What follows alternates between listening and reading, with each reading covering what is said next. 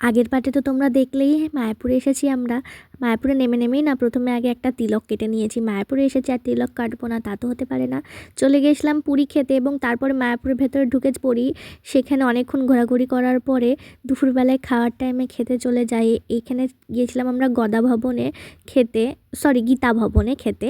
তো এখানে এত বড় লাইন দেখে আমি আমার বুনু একটু ওয়েট করছিলাম, তারপরে ঢুকে পড়ি। আর আমার পাতাটা প্লিজ ইগনোর করবে। বেরিয়ে দেখি ওরে বাপরে, তার থেকেও অনেক বড় লাইন ওই সাইড থেকে হয়ে গিয়েছিল। যাই হোক, আমরা একটু মাঠে বসেছিলাম, ফাঁকতালে আমার মাম্মি একটু টাচ আপ মেরে নিয়েছিল। আর বেরোনোর সময় আমি একটা কেক খেতে খেতে বেরিয়ে পড়ি এবং আমি এই বুনু সবাই মিলে ঘুমোতে ঘুমোতে আর সুন্দর একটা ভিউ উপভোগ করতে করতে চলে যাই বাড়ির দিকে, মানে আর কি স্টেশনের দিকে। স্টেশনে এখনও ট্রেন আসতে দেরি ছিল বলে আমি একটা লিটিল হার্ট কিনে নিই আর খেয়ে নিই। তারপরে যাই হোক ট্রেনের মধ্যে উঠেও পড়ি।